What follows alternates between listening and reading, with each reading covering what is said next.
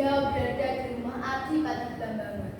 Dewi Skardadu adalah putri dari Raja Blambangan, yaitu Prabu Minak Sembuyu. Singkat cerita, tiba-tiba, "Hei Adipati Blambangan, Syekh Maulana Isa, aku Pati Bajul Sengara akan menangkapmu dan menghabisimu. Wahai anak buahku, cari Isa sampai dapat dan bawa kepadaku." Patih Bajul Sengara adalah orang yang memfitnah Syekh Maulana Isa karena merasa iri dengan banyaknya rakyat Blambangan yang beralih kepercayaan untuk memeluk agama Islam. Demi mencegah terjadinya pertumpahan darah, Syekh Maulana Isa harus pergi meninggalkan istri dan anaknya, seraya berkata dengan bangga bahwa anak inilah yang nantinya akan menjadi Sunan Giri. Istriku, agar rakyat terhindar dari siksaan Patih Bajul Sengara, aku harus pulang Blambangan. Semoga Allah melindungimu dan anak kita. Ketika anak itu lahir,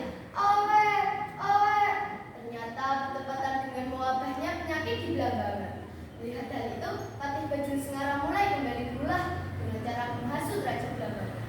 "Wahai rajaku, bayi ini memanglah cucumu, tetapi lihatlah kukunya, bersih dan bercahaya.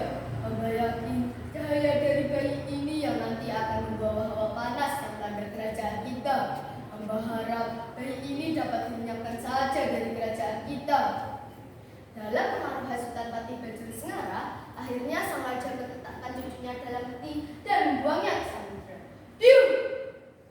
Singkat cerita, bayi itu ditemukan oleh Nyai Agung Pinatih, pedagang dari Gresik, yang kemudian mengasuhnya dan memberi nama Joko Samudro, serta menyekolahkan di pondok pesantren milik Sunan Ampel di Surabaya. Saat berusia 23 tahun, Joko Samudro diperintahkan oleh ibu angkatnya untuk berdagang bersama pamannya, yaitu Abu Hurairah ke tanah Kalimantan. Sesampainya di sana, Abu Hurairah kaget karena melihat Joko Samudro memberikan dagangan mereka secara cuma-cuma. Tentu saja Abu Hurairah cemas. "Maaf Raden, apa yang engkau lakukan? Mengapa engkau memberikan dagangan kita secara cuma-cuma?" "Jangan khawatir paman, nanti biar aku saja yang matur kepada ibu bahwa tindakan kita sudah tepat karena rakyat di sini sedang terkena musibah." Tapi Raden, jika kapal kita kosong, maka kapal kita akan mudah tenggelam di terjang ombak. "Baiklah paman, isi garu-garu itu dengan batu dan pasir." Sesampainya di rumah, Nyai Agung Pinatih marah kepada Joko Samudro. "Rugi aku, rugi. Mengapa kau melakukan itu, anakku? Lalu, untuk apa garu-garu itu engkau bawa pulang?" "Ibu, semua yang aku lakukan adalah perintah Allah. Ya bunayya aqimis sholata wa'mur bil ma'ruf." Allah memerintahkan manusia untuk berbuat ma'ruf, yang maksudnya berbuat baik pada orang lain. "Buang semua karung-karung itu, aku tidak butuh." "Saya harap ibu dapat melihat isi karung-karung itu." Seketika semua orang terkejut karena melihat isi karung-karung itu adalah barang yang berharga seperti rotan, gambar, kain, emas, serta ikan yang jika ditaksir harganya jauh lebih mahal dari barang mereka yang disedekahkan.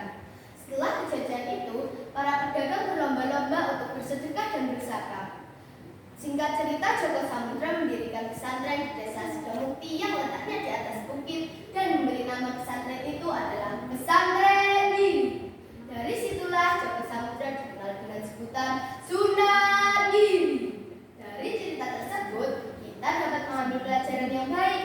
Pertama, berbuat baik harus disertai aksi nyata. Kedua, kita tidak boleh fitnah karena fitnah lebih kejam daripada pembunuhan. Begitu saja kisah yang dapat saya ceritakan. Udah dulu ya. Makan bubur di pinggir jalan, tidak lupa pakai ketan. Terima kasih untuk perhatian.